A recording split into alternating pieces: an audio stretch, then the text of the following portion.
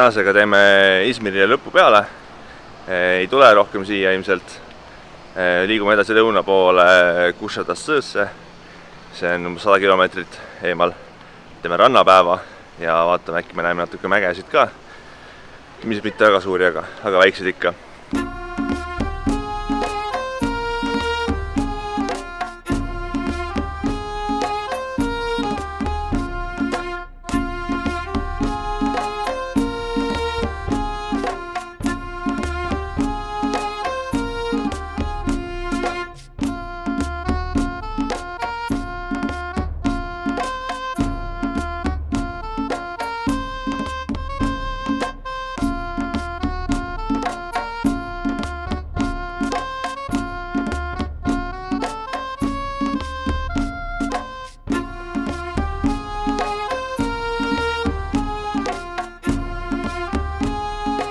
Jõudsime Izmirist välja.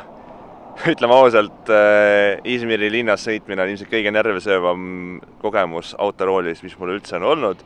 Nii linna sisse sõit, linnast välja sõit, kõik see, et see oli tullen kui algne Istanbuli niisugune hull kogemus, kuigi ma ei tea veel, ma pean Istanbuli tagasi minnes ja sõitma läbi üle selle Euroopa-Aasia vahelise silla, nii et eks me siin näeme. Tegime väikse teeäärse peatuse, oleme jõudnud mägede lähedale. Siin on imelised vaated, ma ei tea, kuidas see kaamerast välja näeb, aga koha peal on Siin saab tegelikult ka süüa, juua ja nautida. Teks korra tunne, et võib-olla isegi ei viitsi edasi minna, sest mida siit veel enamat tahta. Aga küllap me ikka liigume.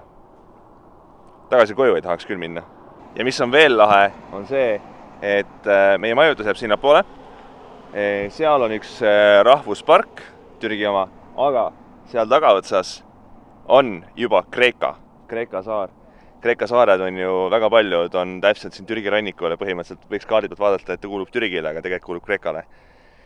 Sellesse väga pikemalt ei hakka süübima, aga ühesõnaga, seal taga on juba Kreekat ja Euroopat näha. Oleme jõudnud oma ilusa vaatega öömaja ise niisugune. Päevi näinud, aga pole hullu, odav oli ka õnneks. Ja siin on kohe merevaade. Rand on mõnikümmend meetrit eemal. Inimesi on vähe, nii rannas, kui tundub, et hotellis. Kohti on palju autodele ja kõigele muule. Bassein on. Ja tõesti, me läheme kohe, vaatame, naudime seda suurepärast võimalust. Rannas ja Vahemeres peesitada ja nautida reaalselt rahu ja vaikust, eriti pärast Istanbuli ja pärast Izmiri, mis on olnud täielik. Ja me võtsime 3 inimese toa kahekesi, sellepärast, et see oli kõige odavam merevaatega, just ainukene merevaatega võimalus üldse. Et tasus ära. Pluss meil on üks lisakoht, kust võtta tekki ja kus hoida kotti.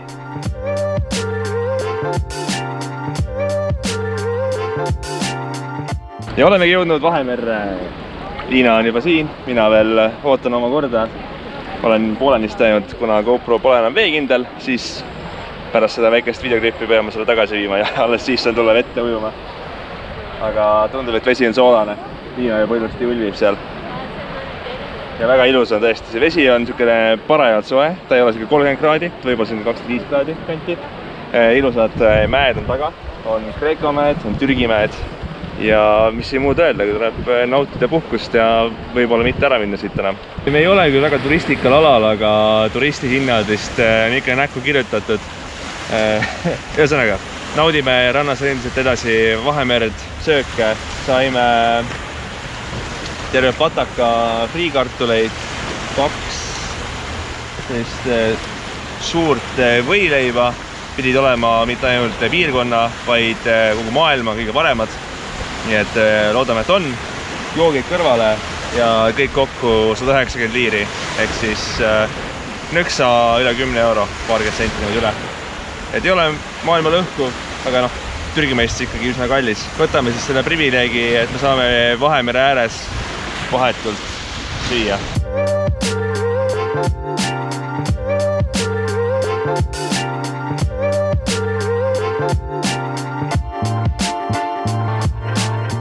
Päris hea on küll.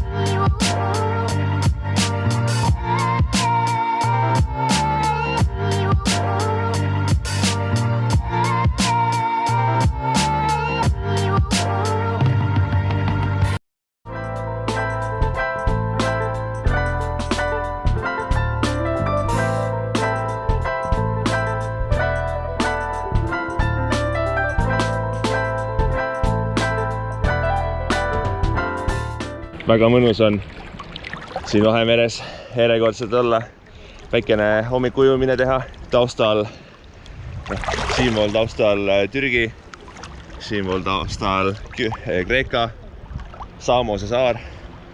Väidetavalt on Pythagoras isegi sündinud, küll väga-väga ammu, ta enam ei ela, ei tahaks üldse ära minnagi.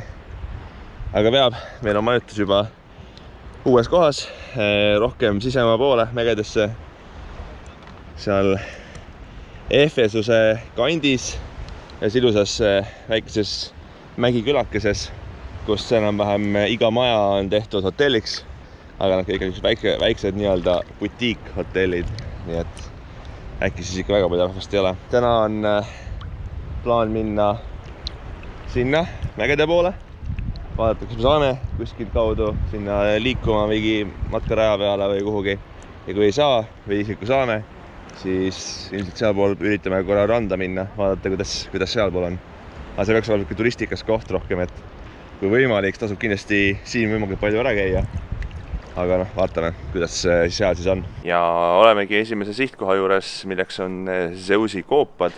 Koopad on, algul arvasin, et on mere ääres kohe, aga tegelikult on siin täitsa maa peal. Ligipääs on keeruline, aga mitte võimatu. Ma just nägin, kuidas siin üks mees läks sisse, aga siin muidu on tõkestatud kõik, et peab ronima kuskil siin all ringil. Aga muidu saaks täitsa ujuda. Ja vesi tundub päris kena.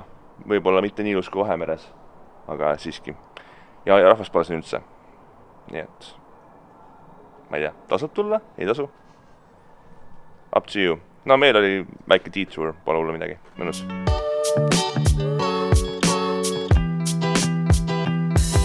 Ja nüüd oleme jõudnud Dileki poolsaare rahvusparki. Tundub põnev koht. Väga pikk tee mööda suurt mägist poolsaart ja siin on terve hunnik randu. Rannad meid nii väga ei huvita, kuigi need on väga ilusad ja ilmselt me läheme sinna kuskile. Aga me tahaksime natuke siin mägede pool käia. Aga me ei tea, kuidas. Me vist leidsime mingi rajakese, kus on mingi kanjon, aga suht keeruline on aru saada, mis on. Interneti ka pole väga. Nii et põhimõtteliselt me saame lihtsalt siit vaadata. Siin näeb, et on mingid mäed, nii et me lähme sinna poole.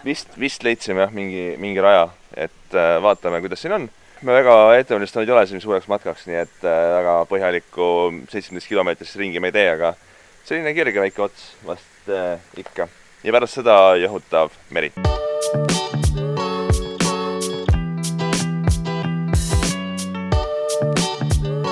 Nagu ikka, mäest üles rühkides tempo on aeglane. Tunne on selline, nagu oleks just maratoni läbinud. Mul on küll kõik korras. Millest sa räägid? No kõige hullem ei ole muidugi, aga veits ikka tõmbab läbi rohkem kui niisama käimine. Aga väga ilus on, tõesti väga ilus on.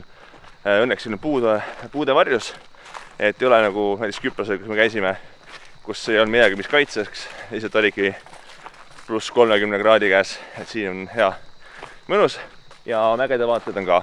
Ma ei kujuta ette, kui kaugele me välja jõuame või kui kõrgele, enne kui ma hakkan tagasi astuma. Siis praegu me oleme liikunud vähem kui kilomeeter. Aga no vaatame, kaugele läheb. Praegu on väga mõnus. Soovitan tulla.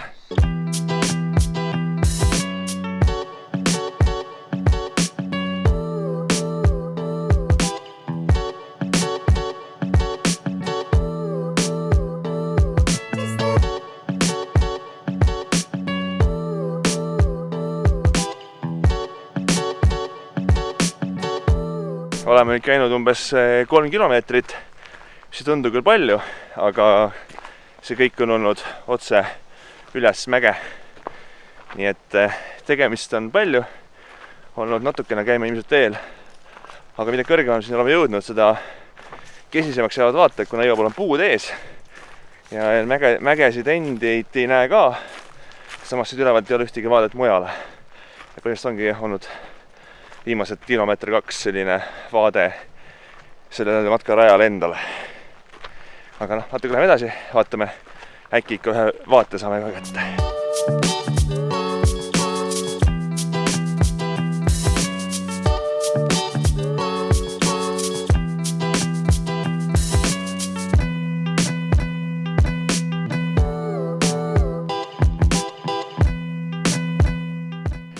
Me jõudsime igatahes kõrgemasse punkti, kuhu meie läheme. Ma ka seda kõrgust täpselt ei tea, aga veidi üle 3 kilomeetri me oleme käinud. Natuke nägime nüüd vaateid ka siit mägedele külje pealt ära. See tee läheb veel jõhkralt palju edasi, aga meil pole lihtsalt aega nii palju, et me oleme päris mitu tundi siin olnud ja ilmselt natuke aega veel, et tagasi ka saada. Tahaks ujuma minna ja siis meil ongi vaja minna juba öömajja järgmistes linnades. Nii et oli tore, nautisime. Teinekord ma mõtlen mingi väiksema raja ette või siis rohkem aega varuma. Aga muidu on lahe.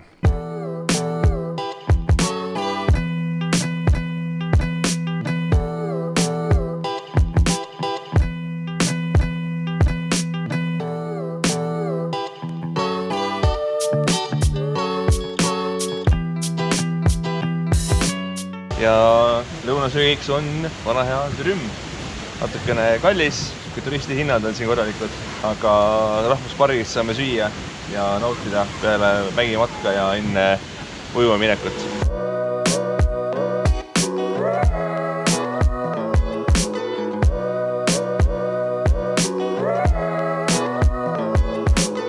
Just nägime metssiga, ülisuurt metssiga, kohe siinsamas rahvuspargi ranna juures. Metsiku palju inimesi ümber ringi ja tohutu suur metssiga.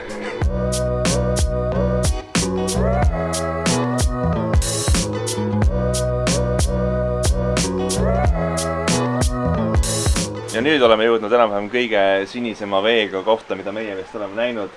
Ma ei tea, kas kaamera annab sellele kohale au või mitte, see teeb au selle või mitte, aga see on tõesti uskumatult helesinine.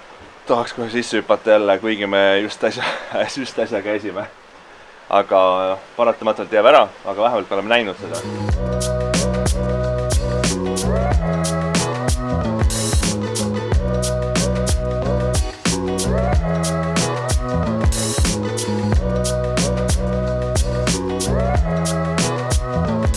Jõudsime Širinžesse, meie tänane öömaja Mägiküla, väga kaunis, üsna palju rahvast. Lootsin päikseloojangut saada pildile, aga natuke hilja jõudsime ja ütleme, natuke raske on siin ka midagi pildistada. Üldse Mägiküladega vist on nii, et kui sul ei ole drooni, siis sa pead lootma just nendele punktidele, mis siin olemas on ja need ei ole alati parimad pildistamiseks.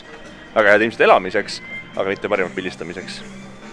Ühesõnaga, loojang ei ole väga tore olnud siin, aga tundub, et küla on väga ilus. Neid seenetoole. Jah, seenetoolid. Selleks, et siia sisse saada, või no ütleme, et autot jätta kuskile, pead sa kuskil eraparklatesse asjadesse panema, aga need on mingi 20-25 liiri. Et see ei ole konti murdev, et aga tuleb arvestada sellega. Higiste kokkutulek vol, ma ei tea, mitmes tuhandes. Jõudsime öömajja Širinžes, algusest tekkis kohe mingi segadus. Me olime reserveerinud ühes portaalis omal majutuse, neile ei olnud see süsteemi jõudnud ja siis, türgi keeles rääkisime, et mina võib-olla ei saanud 100% kõigest aru.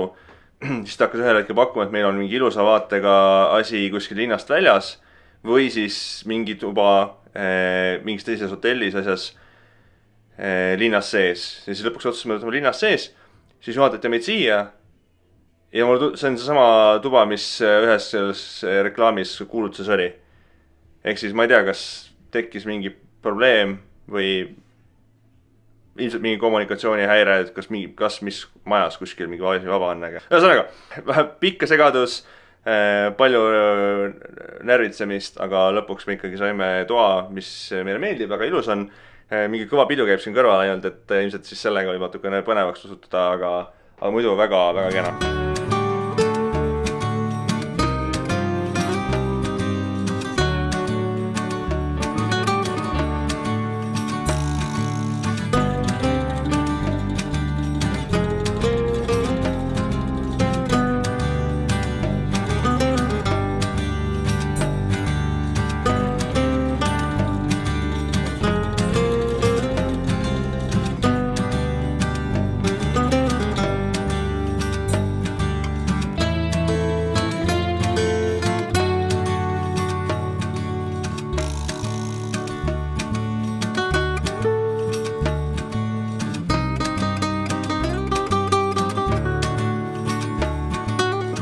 selleks korraks ongi siis see osa reisist ja videost läbi.